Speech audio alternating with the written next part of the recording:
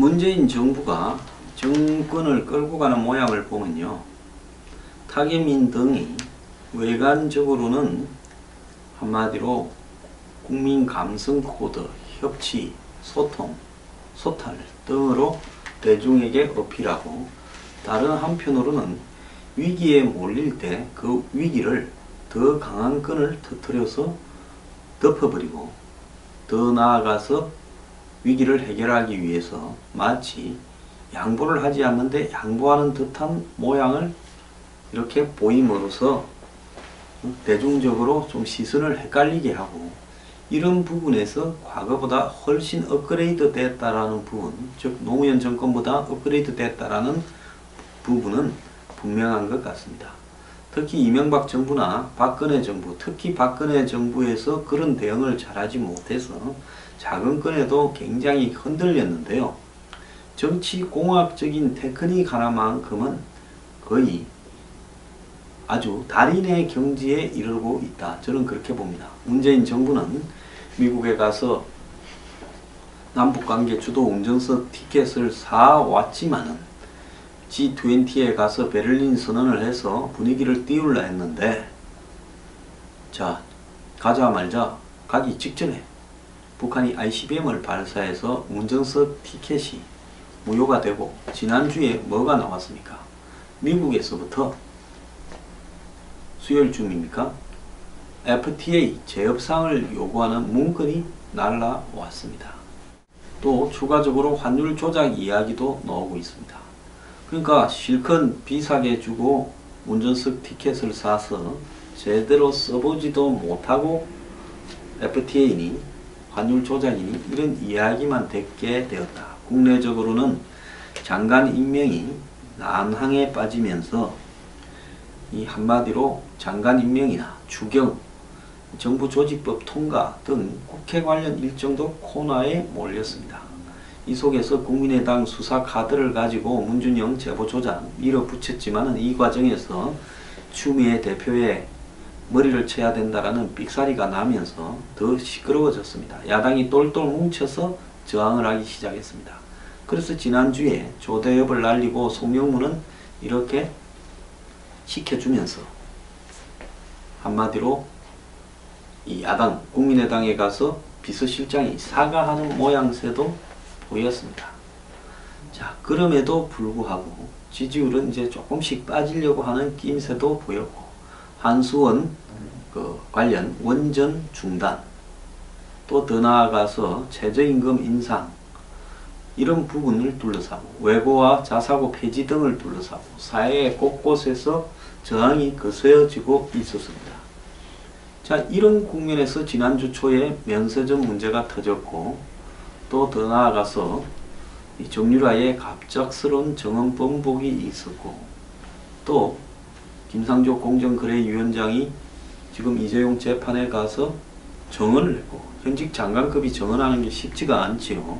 그리고는 금요일날 캐비넷에서 문건이 발표되었고, 그 사이 국민의당은 임종석을 통해서 수습함으로써 장관 임명 논란에 마무리를 지었고, 추경에서도 실마리를 이렇게 확보했습니다. 그런 과정에서 오늘 아침에 월요일에는 일체히 군사회담과 적십자 회담을 제안을 했습니다.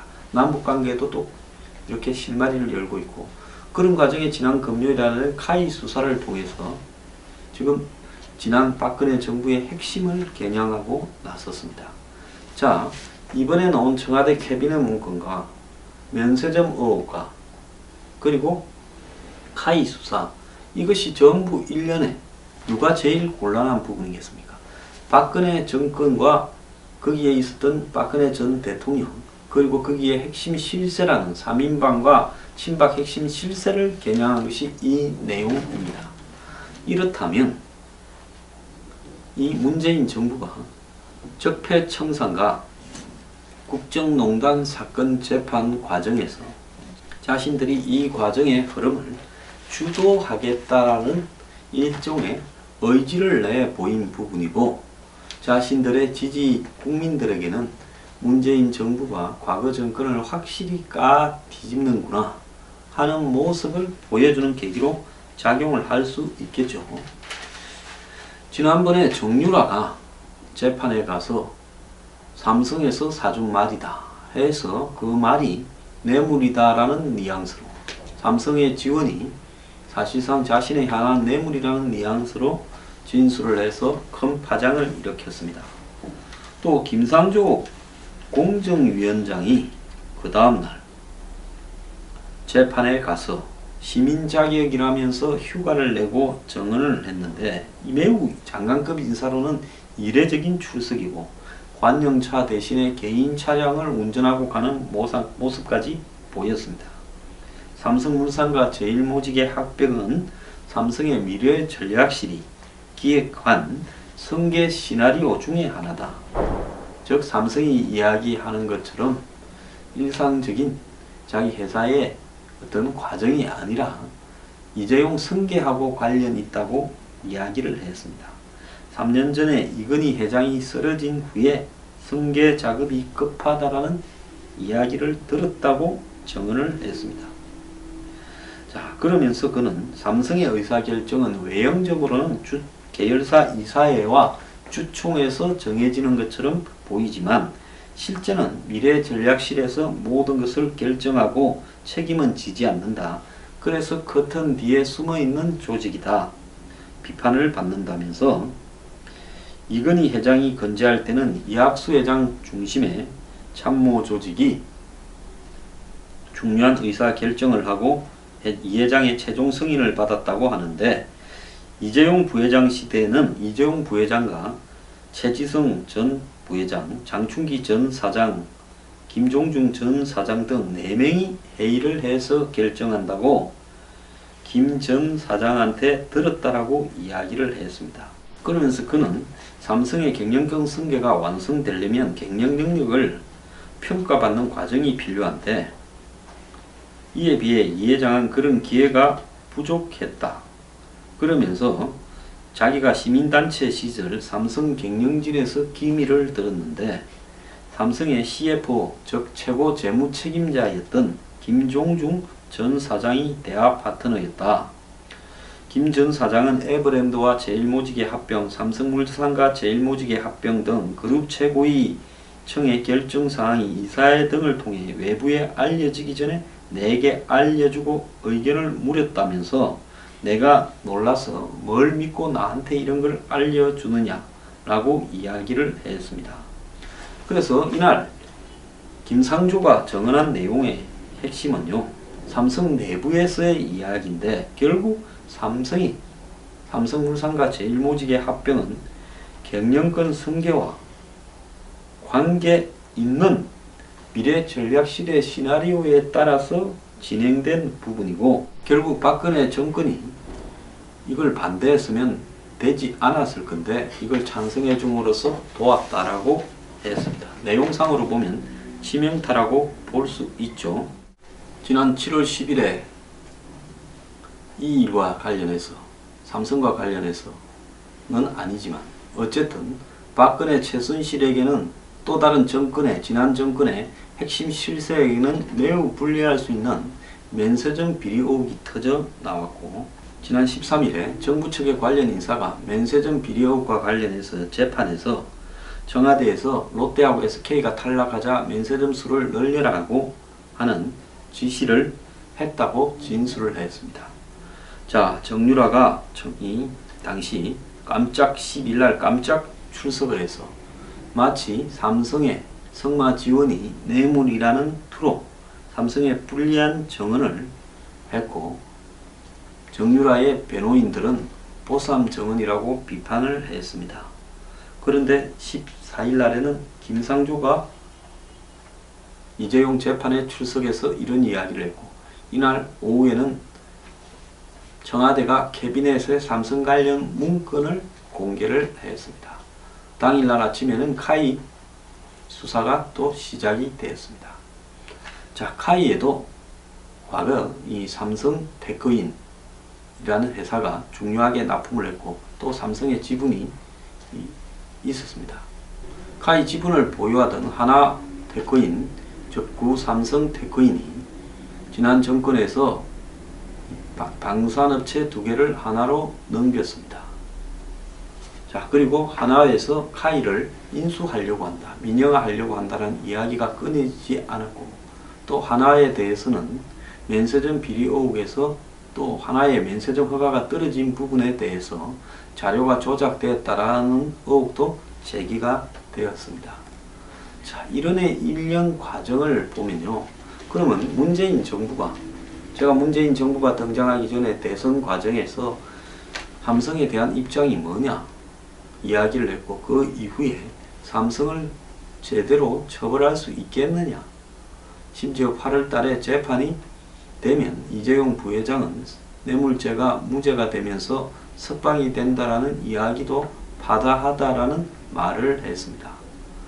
그래서 칼을 뽑아 들었는데요. 지금 1년에 지난주에 벌어진 사건들을 보면 칼을 뽑은 부분이죠. 그런데 물론 삼성뿐만 아니라 다른 어떤 전국 주도를 하기 위한 사정수사에 칼을 뽑고 또 남북 대화에 또 드라이브를 하고 아주 복합적으로 전국을 밀어붙이고 있는 측면이 지난주에 벌어진 일련의 사건에서 다 보입니다. 근데 그 중에서 가장 두드러진 것은 이 두 사람의 법정 증인 출석과 더불어서 청와대의 캐비넷 문건 발표 내용까지 삼성에 대해서 매우 불리할 수 있는 내용들을 정권이 밀어붙이고 있는 걸로 보이는데요. 그러면 문재인 정부와 삼성 간에는 사실상 좀 끝장이 난 관계인가? 즉 문재인 정권이 과거 2007년 노무현 정권 집권기까지는 노무현 정권을 떠받들면서 삼성이 많은 정책적, 이론적 기반을 제공하고 편의를 제공했는데 이제는 입장이 완전히 10년 전과 달라질 것인가? 그런 부분을 보면 2012년 대선 때는 그러면 삼성이 어떠했는가 봤을 때 저는 문재인 현 대통령과 삼성 간의 관계는 제가 지난번에 매우 많이 언급을 했지만 2012년 대선 때까지는 우호적이었을 겁니다. 그러면 그 이후에 박근혜 정부가 여당이 되고 문재인 대통령은 야당에 실패한 대선 후보 위치로 있는 과정에서 문재인 삼성 관계는 나빠진 것인가? 현 정권과 삼성 간의 관계는 나빠진 것인가? 그렇게 봤을 때 그것도 또 아닐 수도 있다는 겁니다. 그러면 왜 저렇게 칼자루를 뽑아드는가? 일단 제가 몇 번 이야기하니까 문재인 정부에 지지하는 문파들은 이렇게 이야기를 합니다. 아니 재판 중인 것을 무슨 문재인 정권에서 어떡하냐. 과거에 박근혜 정부가 있을 때 그런 이야기 많이 했죠. 재판부는 우리하고 별개니까 그때 당시 야권에 불리한 재판이 나온 거에 대해서 그건 재판부에 항의해라. 우리는 모른다. 이랬던 이야기를 이번에 이재용 부회장이 8월 말이면 풀려나는 거 아니냐 하니까 그건 뭐 재판부가 알아서 할 부분이지 우리는 아니다. 이런 이야기를 해왔습니다. 지금까지도 문재인 정권이 그런 입장을 견지하고 있다가 갑자기 일주일 사이에 이렇게 삼성을 거의 거로기 상태로 몰아붙이는 펀치들을 연달아 내놨습니다. 그렇다면 문재인 정부는 삼성의 이재용 부회장을 뇌물로 걸어서 오랫동안 더 깜빵 생활을 하도록 만들겠다라는 것인가? 정말로 그런 의도가 있어서 그렇게 하는가? 이 일과 관련해서요. 김상조 공정거래위원장이 오늘 아침에 재벌 변화가 없으면 정부가 직접 나서겠다. 15대 그룹 상생 경영 자아자찬에 실망했다. 경고하면서 새 정부는 재벌 의존을 탈피하겠다. 개혁 후퇴 없다. 이러면서 지금까지 한 일은 초단기 과제에 불과하다고 말을 했습니다. 초반에 재벌들과는 대화한다고 하고 프랜차이저에 통닭하고 무슨 김밥, 우유, 피자 이런 것만 주업하더니만 갑자기 이 내용이 바뀌었습니다. 자, 문재인 정부에서 무언가 이렇게 물밑에서 삼성이나 재벌을 대하는 부분의 전략에 있어서 변경이 된 것이고 그 변경을 지난 일주일 동안에 이렇게 보여주는 행태로 드러냈다. 이렇게 보고요. 그러면 삼성과 문재인 정권의 관계는 그야말로 적대적인 관계로 형성되어 가는 것을 의미하는 것이냐? 저는 꼭 그렇게 보지는 않습니다. 서로 우호적인 관계이라 하더라도 서로 간에 문제를 해결하는 방법에서 이렇게 수단이 다를 수도 있고, 또 더 나아가서 정권도 삼성에 대해서 할 만큼은 했다 이렇게 하면서 뭔가를 보여주고 그 다음에는 적절하게 이 문제를 좀 시간을 끌면서 정리를 하겠다라는 메시지를 던질 수 있지요. 그래서 지금 정권이 보여주고 있는 것은 촛불 시위에 나섰던 이 현 여권과 그 지지자들의 주장대로입니다. 이재용 부회장이 뭔가 도움 좀 받으려고 최순실을 통해서 박근혜 전 대통령 측에 뇌물을 전달했다. 그것이 지금 촛불의 기본 팩트지 않습니까?